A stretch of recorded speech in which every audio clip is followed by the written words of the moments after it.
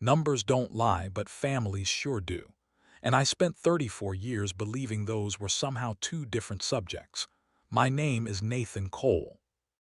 I run a small bookkeeping practice out of a converted storefront on Elm Street in Millbrook, Ohio, a few blocks from the river.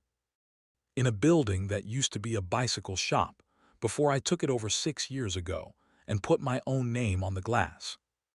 I do the books for about 40 small businesses across Carver County, a couple of restaurants, a landscaping outfit, a hardware store that's been on the same corner since the Eisenhower administration.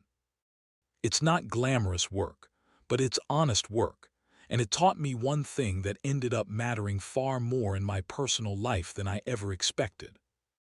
Every number has a story behind it, and most people would rather feel a number than actually look at it. I was up early on a Saturday in March, coffee not even finished brewing, when my phone buzzed on the counter. My brother Derek, 37, had sent a message to the family group chat, not to me directly, which I'd learned over the years was its own particular kind of message. Need $7,200 wired for Emma's Sweet 16. Details below. Under it came 3 photos. A rented event space out by Lake Argyle with string lights already hung for the mock-up shot. A floor-length dress on a hanger, the kind with a price tag you have to search for. And a cake shaped like a stack of designer shopping boxes, $700, according to the invoice screenshot, as though the itemizing made it more reasonable rather than less. I sat at my own kitchen table, looking at my phone like it owed me an apology. My mother Diane replied within 90 seconds, 3 clapping emojis and the word gorgeous. My Aunt Linda sent a row of hearts. Nobody in that thread asked how any of it would actually get paid for, because in my family, that question has had exactly one answer for as long as I can remember, and the answer has always been me. I want to explain how a thing like this gets built, because nobody hands you a decade of debt all at once. It arrives just this once, at a time. The first one I remember clearly was Derek's truck transmission, back when Emma was around 5, going out in a grocery store parking lot in the middle of February. Snow coming down sideways. Derek standing there with a car seat in one hand and no way to get his kid home. $900, just this once. Then a security deposit when he and Jenna moved into a bigger rental. Then a phone bill he swore he'd pay back by the 15th. Then a credit card balance that had somehow climbed past $4,000 while, in his words, he wasn't really looking. Each one arrived wrapped in the same sentence. You're the only one I can ask, and the maddening thing is he wasn't wrong. I always was. I moved the money before I let myself feel it leaving my account, because feeling it would have meant admitting there was a pattern, so I didn't count. I kept receipts and transfer confirmations in a folder on my laptop I almost never opened. The way you keep a smoke detector you assume is working just because it's mounted on the ceiling. Somewhere in those years I'd started quietly putting things in my own name without anyone fully realizing it. A deposit here, a hold there. Just so you don't lose the spot, Nathan. I'll pay you back next month. I never got paid back. I never really asked either. That silence was mine to own, not theirs. People assume I paid because I had it.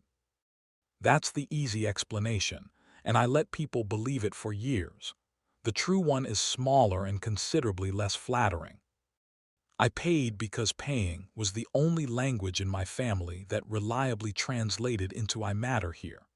I grew up the older brother in Fairview, Ohio, about 40 minutes south. In a house where money was tight most years, and love, when it showed up loud. Big gestures, big holiday dinners, big declarations, but rarely the quiet, dependable kind. Somewhere along the way I learned the fastest route to being needed was to be useful. Derek was the one people worried about. I was the one people relied on. Those are not the same thing, and the second one is a lot lonelier than it looks from the outside. When you're the reliable one, nobody checks on you. They just check whether you're available. So I made myself endlessly available, fronted the deposits, kept my folder closed, because as long as I was holding everything up, I never had to find out whether they'd still want me at the table if I ever set it down. I still remember the exact afternoon of the credit card call, because it's the clearest picture of how the whole system worked without anyone saying the quiet part out loud.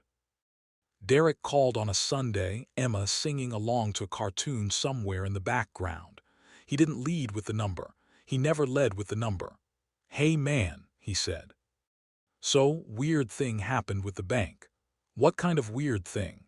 Jenna and I were looking at the statement, and I guess the interest just kind of got away from us on one of the cards. It's higher than we thought. How much higher? Like 4,000, give or take. I sat with that number the way you sit with any number dressed up as smaller than it actually is. Give or take what, Derek? 4,2, he admitted finally, but I'm not asking you to just hand it over. Maybe a personal loan thing. I'd pay you back with interest, a real arrangement. We both knew there was never going to be a real arrangement. There was going to be a wire transfer, then silence, then 18 months later some other number dressed up as smaller than it was. I paid the $4,200 that week. No paperwork, no interest. I told myself that was simply what older brothers did, and I hung up before I could sit with how much that sentence had started to feel like something I was reciting rather than believing. Here's the sentence I would have carved into that folder if I'd ever had the nerve to open it. Love that keeps a running balance isn't love. But love that never checks the balance isn't safe either. I'd spent a decade so afraid of the first half that I never once looked hard at the second.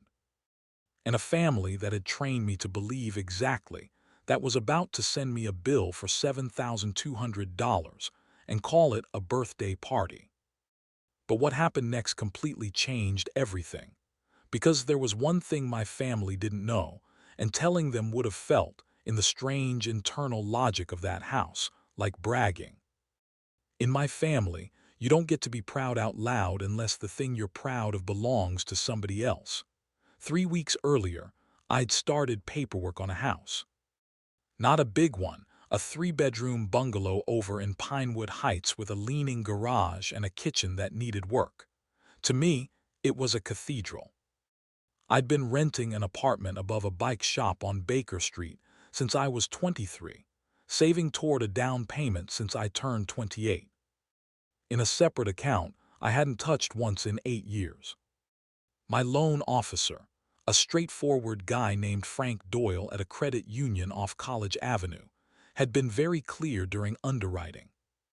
Reserves stay exactly where they are between now and closing, he told me, tapping the printout. Don't take on new debt. Don't move large sums, even temporarily. Underwriters get nervous about big transfers this close to close, and nervous underwriters ask for explanations you don't want to write. What counts as a big transfer? I'd asked, half joking.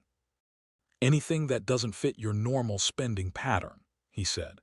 You'd be surprised how many deals fall apart in the last 30 days over exactly that. People panic, move money to help a relative, and suddenly they're explaining a $5,000 withdrawal to an underwriter who's never met them. I remember laughing, telling him that wouldn't be a problem, that my family knew better than to ask for anything this close to closing. I didn't know it yet, signing that stack of disclosure forms, that in exactly 14 days my family was going to ask me for precisely that kind of number, without knowing a single thing about the timeline they were about to walk straight into. To my family, I was just the brother with the good job who was doing fine. Fine was a costume I'd worn so long they believed it was my actual skin. They didn't know that $7,200 wasn't some favor I could absorb without noticing. It was the exact difference between closing on that house in March and starting the entire process over from nothing. And it would come straight out of the one account in my life that was finally supposed to be mine. That's the detail that turned the key in me. Not the cake, not even the number, the plain fact that they were reaching, without knowing it, straight for the one drawer I'd spent 8 years learning to keep shut. So I called Derek that Saturday morning, keeping my voice easy, because the calmer I sound, the more room people give themselves to accidentally say the true thing out loud. "Before you say anything," Derek said, picking up on the second ring, "I know it's a big number. I'm not calling to argue," I said. "I'm just curious what the real budget looks like. I want the whole picture." A pause. "Why does it matter? Family takes care of family, Nathan. That's just what we do." And there it was, the entire operating philosophy of my whole family, delivered gently enough to sound like wisdom instead of what it actually was. Family takes care of family never meant all of us take care of all of us. It meant the ones who could carry the ones who wouldn't. And everybody had spent decades calling it love, so nobody had to call it what it actually was. "How much is the venue?" I asked. "How much is the dress?" "What's already been put down?" Derek sighed like I was being difficult. "You already covered the venue deposit, remember, back in the fall. So really it's not even that much more on top."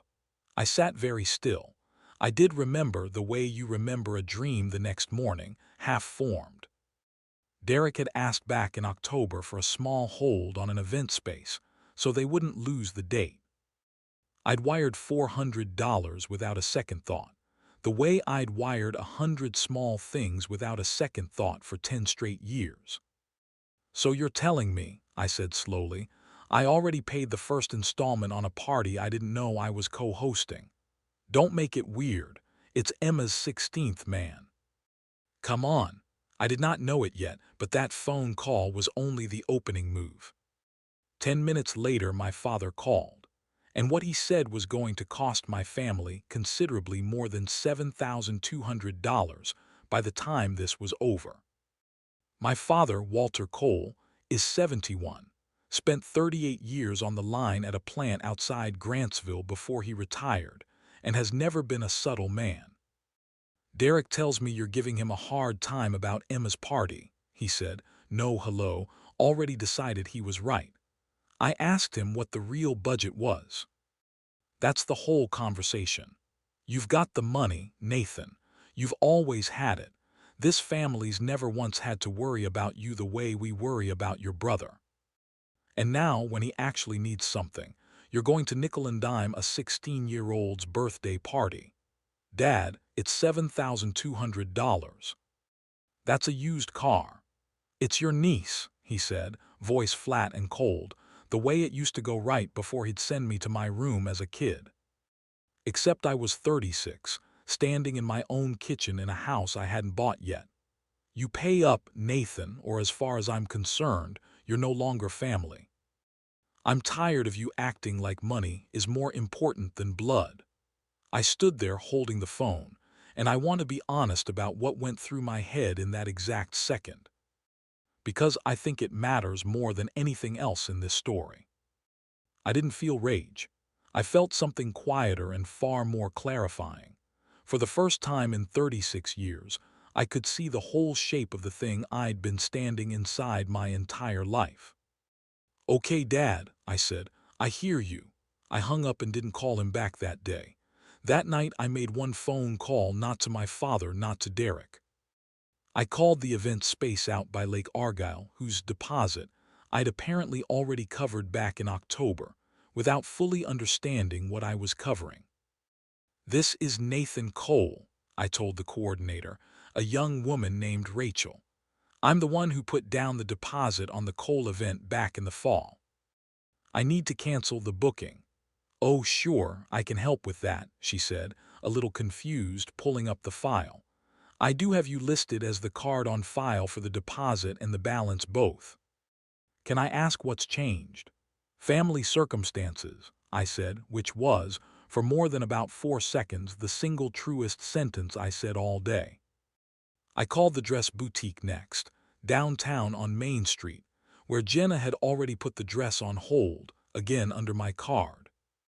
a detail I only learned when the patient young man on the phone read it back to me.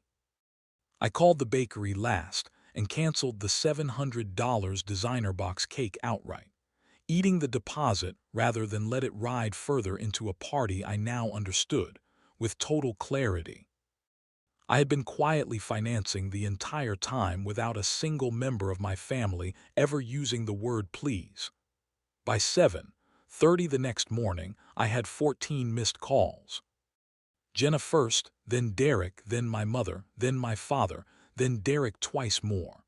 I made a pot of coffee and drank the whole first cup before calling anybody back. Jenna called again around 8:15, and this time I picked up. "Nathan, please tell me you didn't actually cancel everything," she said, real panic in her voice, not performance. "Emma doesn't know yet. We haven't told her anything's wrong. I did cancel it, all 3 vendors. I'm sorry you're the one who has to have that conversation with her, Jenna. I mean that. But I'm not sorry I made the call. We can figure out a payment plan. You don't have to eat the whole thing at once. The deposits were already mine," I said as gently as I could. "I paid them in October. I just didn't know until Saturday that I'd been paying for the whole thing from the very beginning." A long pause. "I didn't know that's how Derek set it up," she finally said quietly. "I swear, Nathan, I thought the venue had its own payment plan. I didn't know your card was on file." I believed her. Jenna has never once, in all the years I've known her, asked me for anything directly. It was always funneled through Derek, always dressed up as his idea. And I think both of us understood, on either end of that call, that we'd each been kept in the dark about slightly different halves of the exact same arrangement. "I'm coming out to the house tomorrow," I told her. "It's time everybody hears the same version of this at the same time." At this point, I thought the worst was over. I had no idea what that kitchen table was about to reveal. I drove out to my parents' house in Fairview that Sunday, not because anyone convinced me to, but because if this conversation was finally going to happen after 10 years, it was going to happen in person, at a table, with everyone in the room at once instead of scattered across 14 private calls. I brought a manila folder, built most of Saturday night, going back through 8 years of bank statements and old texts, a process that took far longer than expected. Mostly because I kept having to stop and sit with what I was actually finding. Derek and Jenna were already there. Emma was upstairs, blessedly unaware of the storm gathering below her. My mother had her arms crossed the second I walked in. My father stood near the stove, rehearsing his opening line. "You humiliated your brother," my father said before I'd gotten my coat off. The venue called Derek directly asking about the cancellation. "I do actually know," I said, "because I was the one who called and canceled it myself. Using my own card, the same card that's been on file since October, when Derek told me it was just a small hold so you wouldn't lose the date." Jenna's face did something complicated. Derek's jaw tightened. "That's not the point," he said, voice climbing. "You humiliated me in front of a vendor over a party for your own niece." "Derek," I said, steadier than I expected, "I have never once raised my voice at you in this house in 36 years. I'm not going to start on the morning I finally stopped being afraid of it." "This isn't about being afraid," my father cut in. "This is about you deciding money matters more than family. It's not out of nowhere, Dad. It's 10 years in the making. You just weren't the one keeping track, so it feels sudden to you. It didn't come out of nowhere to me." "So what, you've been sitting on some kind of grudge," Derek said. "I've been sitting on a folder," I said. "Not a grudge, there's a difference. And today's the day this family finally learns it." I waited until the noise ran out of gas on its own, until Derek was breathing hard, my father red in the face. My mother, with one hand, pressed flat over her own mouth like she already sensed where this was headed. Then I slid the folder into the center of the table. "Before anybody says another word about how I've handled this," I said, I want everyone in this kitchen to see what we've actually been handling for 10 years. I opened it myself, turned it so everyone could read it right side up. 10 years of my family's version of love, itemized, dated, and totaled in a currency they'd always sworn we didn't keep score in. The transmission, I said, pointing. The security deposit. The phone bill. The credit card balance you said you'd pay back by the 15th. The venue deposit from October. The 400 on the boutique hold. It's all there. Every wire, every date, every dollar. My mother leaned over and read the total at the bottom. $38,750. Nobody said anything for a long moment. It was, without question, the loudest silence that kitchen had ever produced. I'm not showing you this to hurt anybody, I said. I'm showing you because I love this family too much to keep quietly lying about what I've actually been doing for a decade. My father made a sound like he wanted to speak. I kept going, calmer than I'd ever sounded in that house. And I'm not canceling Emma's party because I stopped loving her. I'm canceling it because I finally started. That sentence cost me. I watched it land on every face, my mother's expression crumpling, my father turning half away, unable to hold eye contact, Derek's mouth opening with nothing coming out.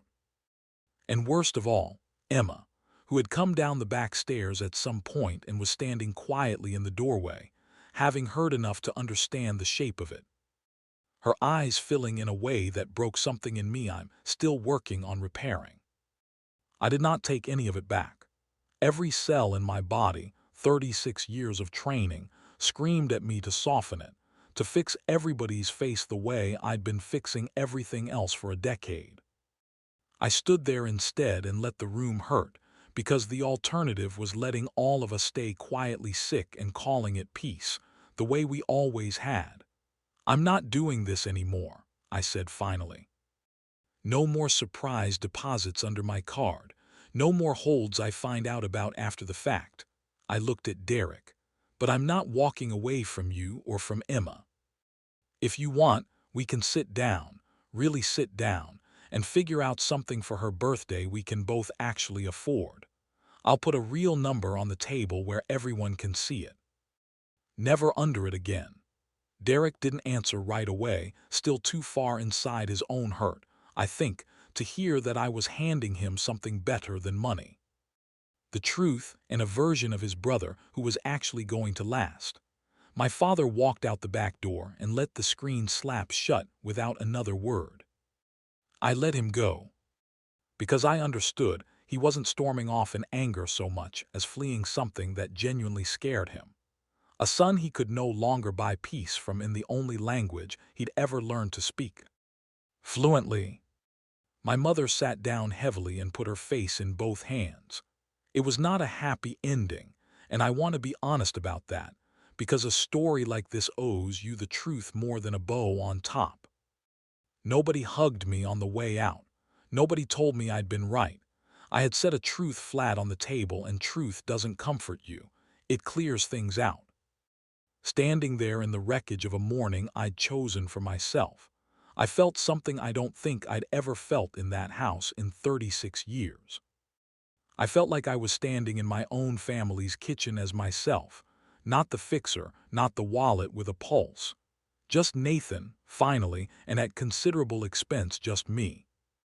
If I had known what was coming in the weeks after, I think I would have braced myself differently, because it got lonelier before it got better.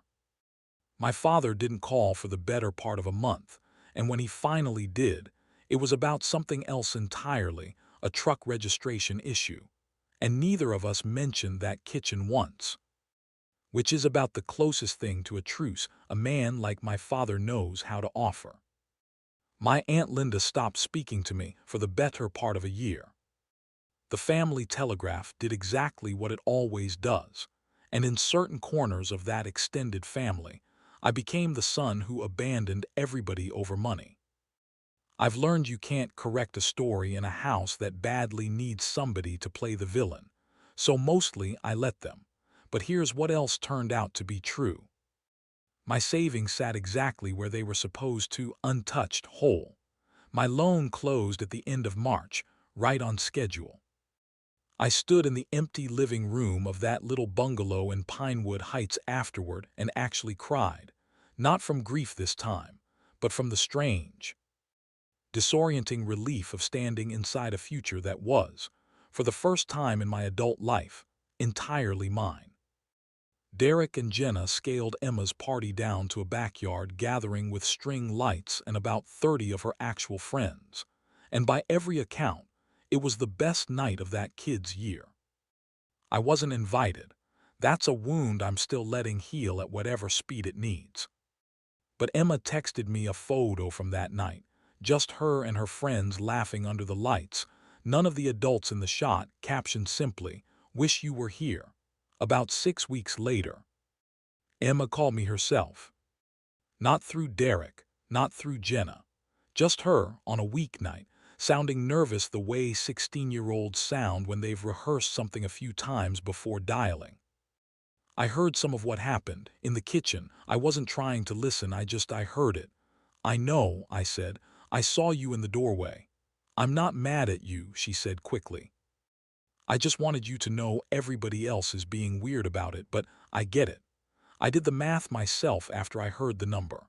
$38,000 is insane, Uncle Nathan. That's like 4 years of college. I laughed for the first time in weeks. It's more than that, actually, by the time you add the interest I never charged anybody. "See, that's exactly the kind of thing I want to understand," she said.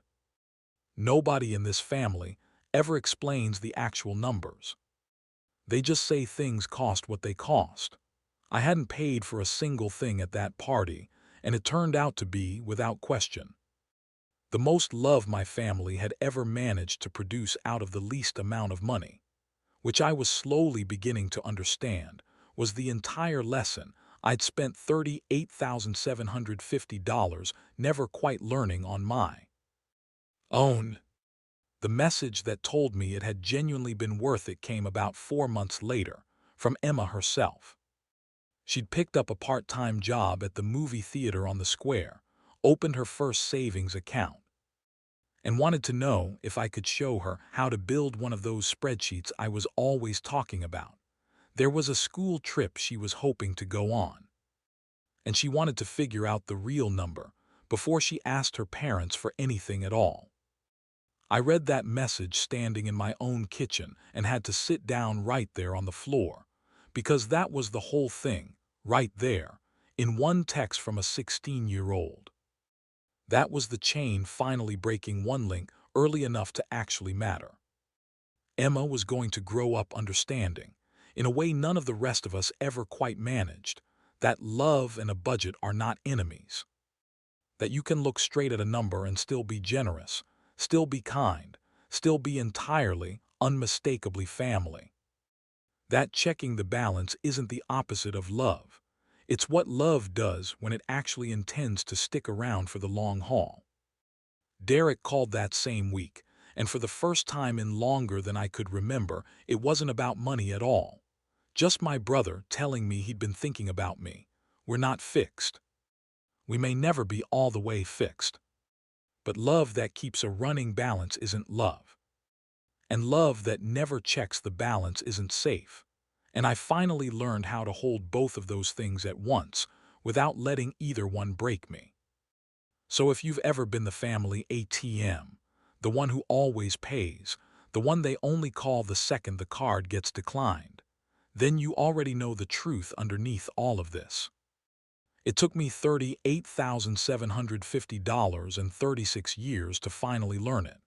The text, the cake, the ultimatum, the one call I made at 8 o'clock that night. Sometimes the single most loving word in the entire language is no. What would you have done in this situation? Would you have paid the $7,200, or would you have made the same call I did?